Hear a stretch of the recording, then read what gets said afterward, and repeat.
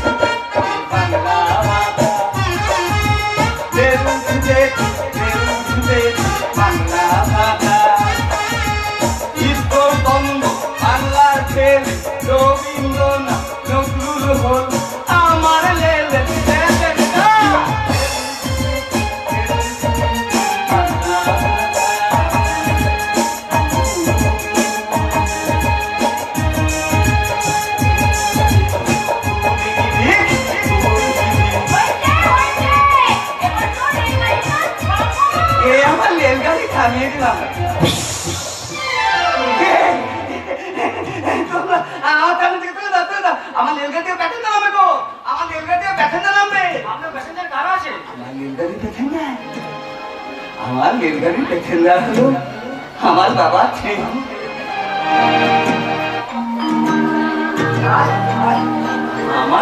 আমার মায়ের ভালো লাগছে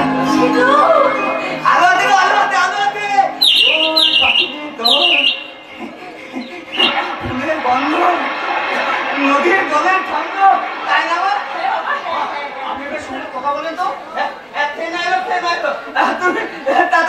তুমি কে গো বাবার নতুন ছাত্র। ও ছাত্র মাস্টারমশাই, আপনার বড় ছেলের সাথে আমার আলাপ হয়েছে, কিন্তু এদিকে এনাকে তো ঠিক ছিলাম না। আমার ছোট ছেলে সিদ্ধার্থ।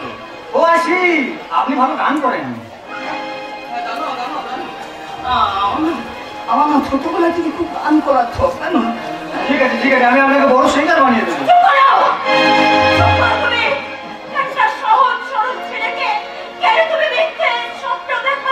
মাসিমা, তুমি বুঝতে পারছো না ও আর একটা সাধারণ ছেলের মতো স্বাভাবিক নয়। তাহলে কেন দিচ্ছ মিথ্যে প্রতিশ্রুতি? আপনারা ভুল বুঝবেন না, আমি কোনো মিথ্যে প্রতিশ্রুতি দিইনি। আমার শহরে জানাশোনা ডাক্তার আছে, ওখানে নিয়ে গেলে উনি সুস্থ হয়ে যাবেন। কি বলছো তুমি বাবা?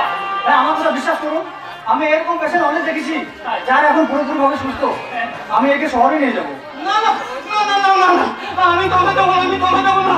ওখানে অনেক মানুষ টাকা হাতের গাড়ি তোলে, ওখানে তুমি হারিয়ে যায় না।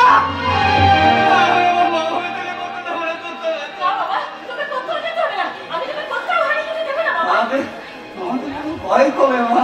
ভয় কিসে নেই তো? আমরা সবাই তো তোর সাথে রয়েছি বাবা। বাবা তুমি আমার ছেলেকে সুস্থ কথা আজীবন তোমার কাছে রেডি থাকবো বাবা। আসবো তোমার কাছে আমি রেডি থাকবো। বলবেন না প্লিজ। আমি চলে গিয়ে আমি থাকবো কোথায় গো? থাকবো কোথায়? তোমার বাবা মায়ের কাছে।